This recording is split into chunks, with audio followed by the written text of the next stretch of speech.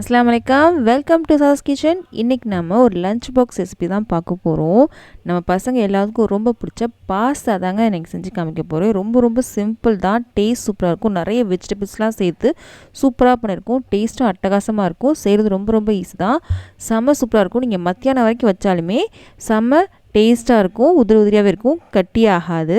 இந்த மாதிரி செஞ்சீங்க அப்படின்னா நான் சொல்கிற மாதிரி பாருங்கள் எவ்வளோ உதிரியாக இருக்குது அப்படின்னு. கண்டிப்பாக நீங்கள் ட்ரை பண்ணி பார்த்துட்டு எப்படி இருக்குது மறக்காமல் நீங்கள் கமெண்ட் பாக்ஸ் சொல்லுங்கள். இப்போ வாங்க எப்படி பண்ணலான்னு பார்க்கலாம். ஒரு பெரிய பாத்திரத்தில் நான் இன்றைக்கி ஒரு 2 லிட்டர் அளவுக்கு தண்ணி எடுத்திருக்கேன். தண்ணி வந்து லைட்டாக சூடாயிடுச்சு. இதில் நம்ம உப்பு சேர்த்துக்கலாம். நான் பாஸ்தா வேக வைக்க போகிறேன், அதுக்காக தான்.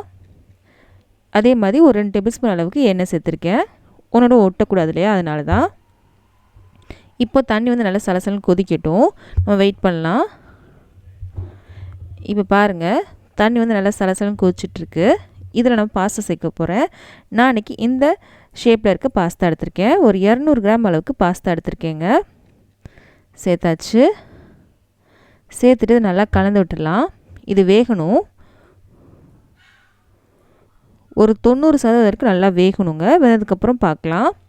நல்லா சலசலன்னு கொதிக்கிற அளவுக்கு நல்லா வேகணும். அடுப்பு வந்து ஃபுல்லே இருக்கட்டும். இங்கே பாருங்கள், இப்போ நல்லா வெந்துருச்சு. செக் பண்ணி பார்க்கலாம். நல்லா வெந்திருக்கு. ஆனால் உன்னோட ஒட்டலை, குழஞ்சும் போகலை. இந்த அளவுக்கு நல்லா வேக வச்சுக்கோங்க. நல்லா வெந்திருக்கு. இப்போ இது வந்து நம்ம வடிகட்டி எடுத்து வச்சுக்கலாம். அடுப்பில் ஒரு கடாய் வச்சுருக்கேன். இதில் நம்ம எண்ணெய் சேர்த்துக்கலாம். ஒரு 3 டேபிள் ஸ்பூன் அளவுக்கு எண்ணெய் எடுத்திருக்கேன். நீங்கள் இதில் பட்டர் கூட எடுத்துக்கலாம். எண்ணெயும் பட்டரும் சேர்த்துக்கிங்க, ரொம்ப டேஸ்ட்டாக இருக்கும். நான் அன்றைக்கி எண்ணெய் மட்டும் தான் எடுத்திருக்கேன். நம்ம வடிகட்டின பாஸ்தா வந்து ஒரு ஸ்டெயினில் போட்டு வச்சுருக்கேன். நல்லா வடிகட்டினதுக்கப்புறம் கொஞ்சமாக எண்ணெய் தடவி வச்சுருக்கேன், ஒன்றோடு ஒட்டக்கூடாது அப்படின்றதுக்காக. இப்போ காமிக்கிறேன் பாருங்கள். இது அப்படியே இருக்கட்டும். இப்போது எண்ணெயும் கொஞ்சம் சூடாயிடுச்சு. இப்போ இந்த எண்ணெயில் வந்து நம்ம வந்து ஒரு வெங்காயத்தை நான் வந்து கட் பண்ணி வச்சுருக்கேன். ஒரு பெரிய வெங்காயங்க, இது மீடியம் சைஸ் உள்ள வெங்காயம். இது ரஃப்பாக தான் கட் பண்ணியிருக்கேன். இது கொஞ்சம் வதங்கட்டும். இப்போ பார்க்கும்போது எண்ணெய் ஜாஸ்தி இருக்க மாதிரி இருக்கும். லாஸ்ட்டில் உங்களுக்கு கரெக்டாக வந்துடும். வெங்காயம் வதங்கியிருக்கு. இந்தளவுக்கு வதங்கினாலே போதும். இப்போது இதில் வந்து நம்ம என்ன சேர்க்க போகிறோம் அப்படின்னா, 1.5 டேபிள் ஸ்பூன் அளவுக்கு இஞ்சி பூண்டு பேஸ்ட் எடுத்திருக்கேன். ஃப்ரெஷ்ஷாக அரைச்சி எடுத்திருக்கேன். அதை நம்ம சேர்த்துக்கலாம். முடிஞ்ச அளவுக்கு இஞ்சி பூண்டு பேஸ்ட் வந்து ஃப்ரெஷ்ஷாக அரைச்சி எடுத்துக்கோங்க, அப்போ தான் நல்லாயிருக்கும். இதோட பச்சை வாசனையும் நல்லா போகணும். பச்சை வாசனை நல்லா போயிடுச்சு.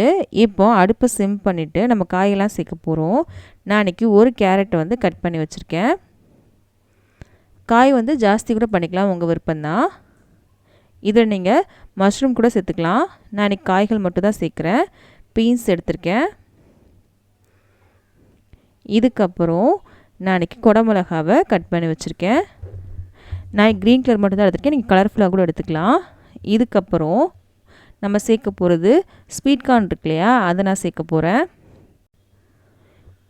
இப்போ நான் வெஜிடபிள் மட்டும் தானே சேர்த்துருக்கேன். நீங்கள் இதில் காளான் சேர்த்துக்கலாம். உங்களுக்கு எந்த காய் பிடிக்குமோ அந்த காய் சேர்த்துக்கோங்க. சிக்கன் கூட நீங்கள் சேர்க்கணுனாலும் சேர்த்துக்கலாம். சின்னதாக கட் பண்ணி நீங்கள் சேர்த்துக்கலாம், அதுவும் நல்லாயிருக்கும். இப்போது ஒரு தக்காளியை நான் கட் பண்ணி வச்சுருக்கேன், அதை நம்ம சேர்த்துக்கலாம். சேர்த்துட்டு இதையும் நல்லா கலந்து விடலாம். பாருங்கள், கலர்ஃபுல்லாக இருக்குது, டேஸ்ட்டும் சூப்பராக இருக்கும். இப்போ நல்லா கலந்து விட்டாச்சு. இப்போது இதுக்கு தேவையான அளவு உப்பு சேர்த்துக்கலாம். நம்ம உப்பு சேர்த்தாச்சு. சேர்த்துட்டு நல்லா கலந்து விடலாம். இந்த காய் வந்து ரொம்ப வேக வேண்டாம், லைட்டாக வதங்கினாலே போதும்.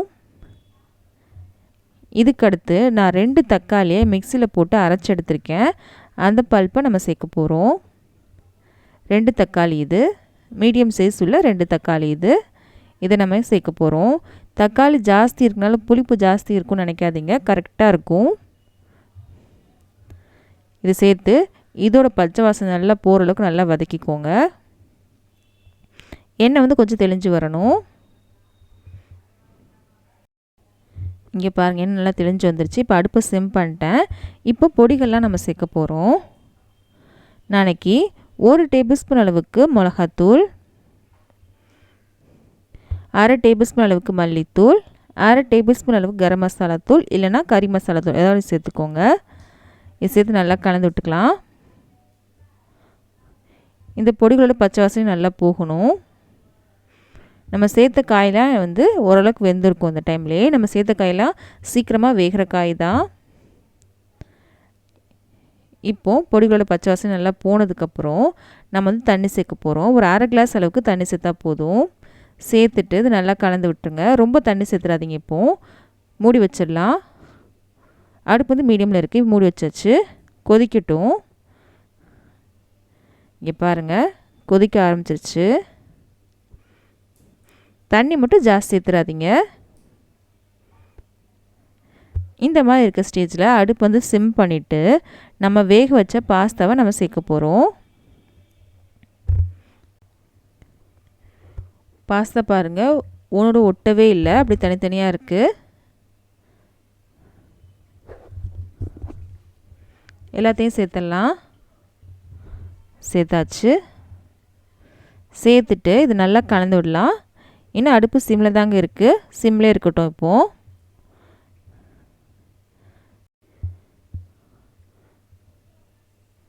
நல்லா கலந்து விடணும். இப்போது கலந்து விட்டே இருக்கேன். இங்கே பாருங்கள், நல்லா கலந்து விட்டாச்சு. இன்னும் அடுப்பு சிம்மில் தாங்க இருக்குது.